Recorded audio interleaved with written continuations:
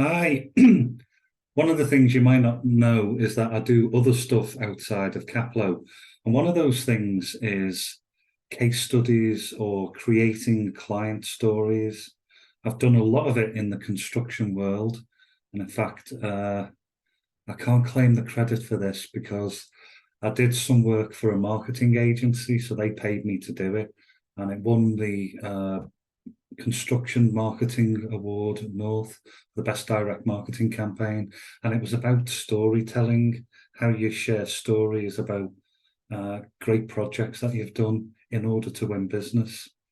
So anyway, I'll come back to that. But have you ever been recommended? And you probably have.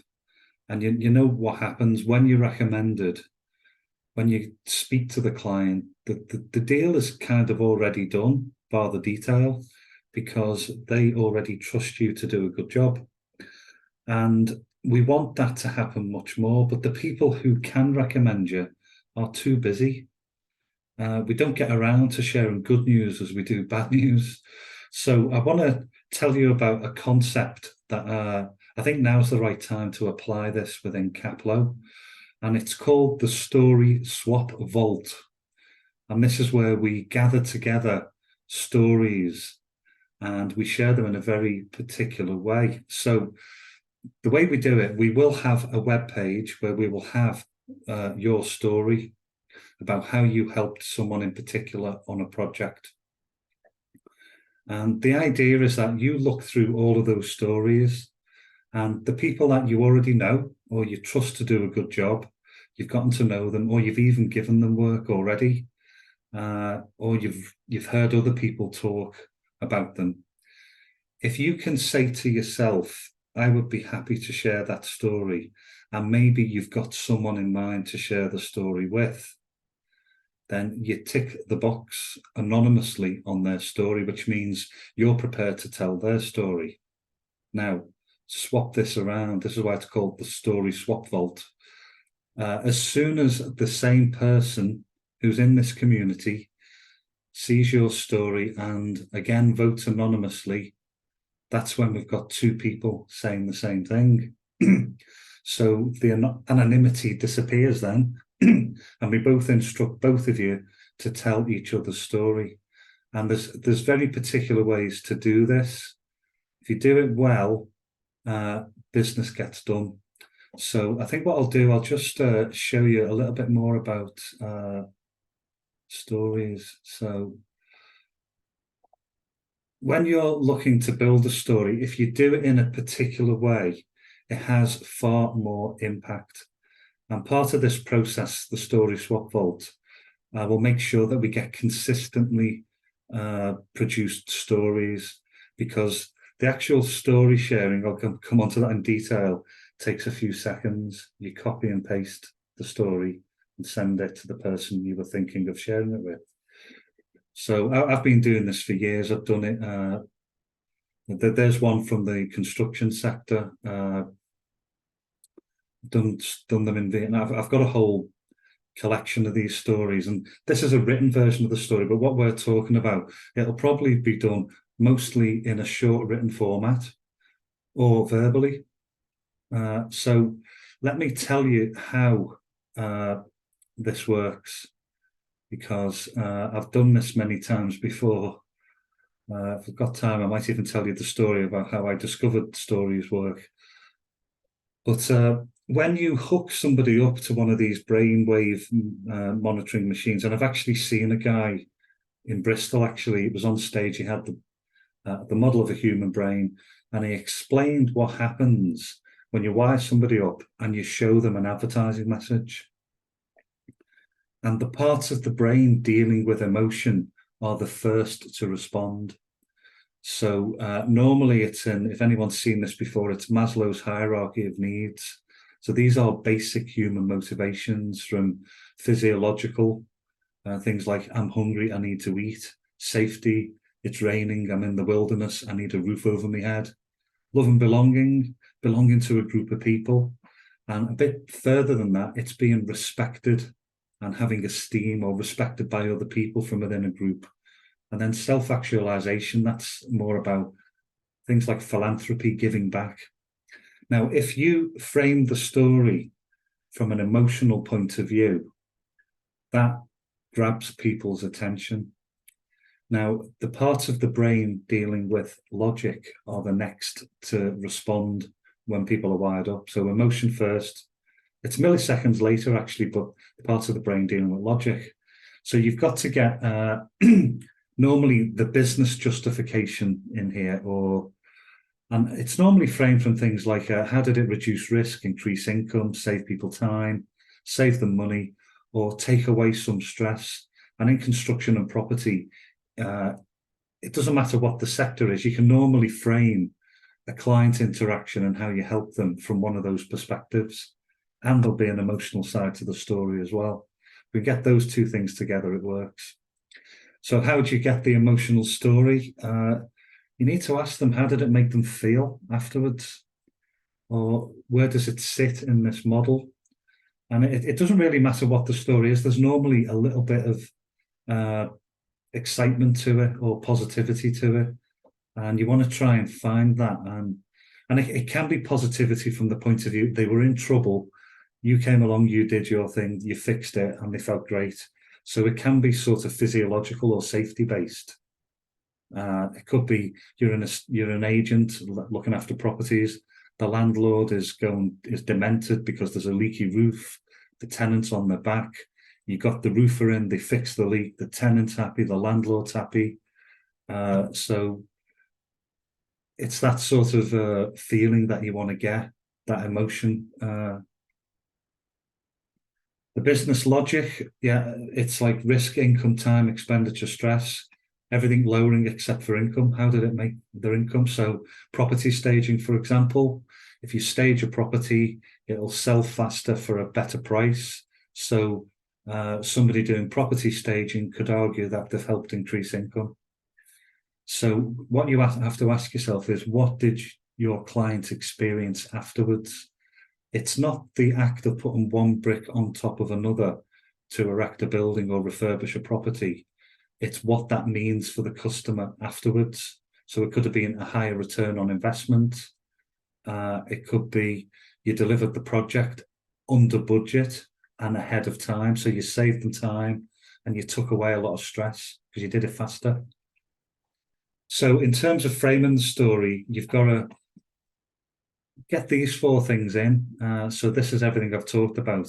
What was their situation or pain beforehand? So try and set the scene, the movie scene, if you like. What was going on? How did they discover you? What was the problem that you were looking to fix? And then talk about what you did to fix it. But don't go into too much depth on that. People know how buildings are erected or properties are sold. They don't need as much detail as you think they do. I just discovered that was a big hit to my ego when people didn't give a damn about some of the things I did when I was doing IT support, for example. They just wanted the damn thing to work. They didn't care how it was all put together. So frame it from what results did they experience? Risk going down, income increasing, time reducing or saving, expenditure, you're saving the money or going under budget, and stress, how you alleviated their stress.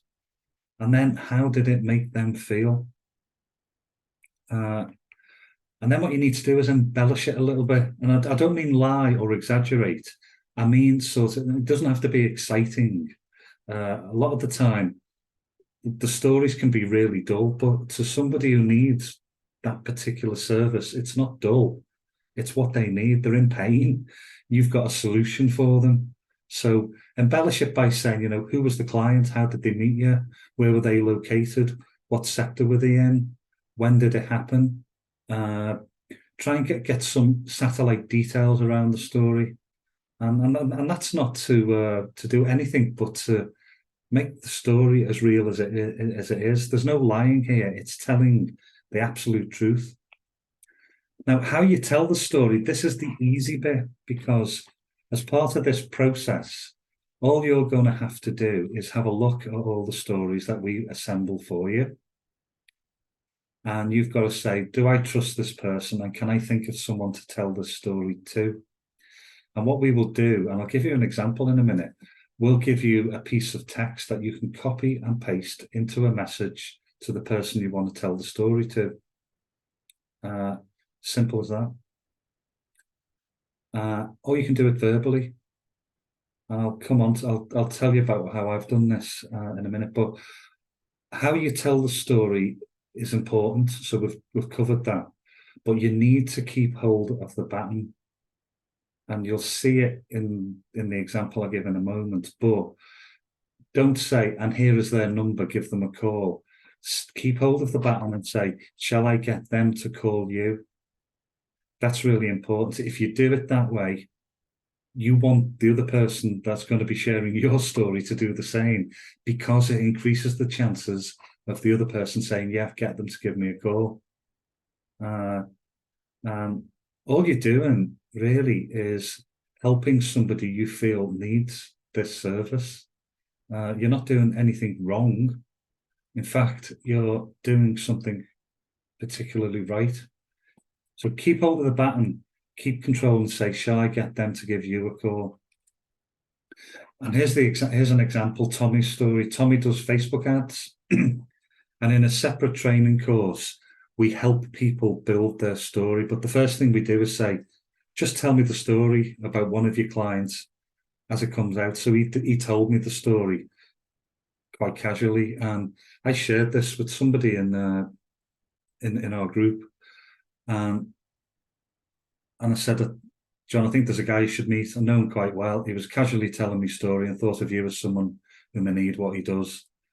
And then story is this. I may have got some of the figures wrong because I didn't remember them precisely, but and I think they were actually quite accurate because I did check back afterwards. But it was he'd done some work for an agent looking for an investor with 100k to invest within the next 30 days. And he also said he must be in Liverpool, must have done 7 or more deals prior to that. He instructed Tommy on the 23rd of December, this was last year, and he got 82 leads, but 42 of them met that criteria. And I thought, this is damned impressive. That's why I wanted to tell the story to a few people who were in CAPLO, because I thought, bloody hell, everybody needs this guy.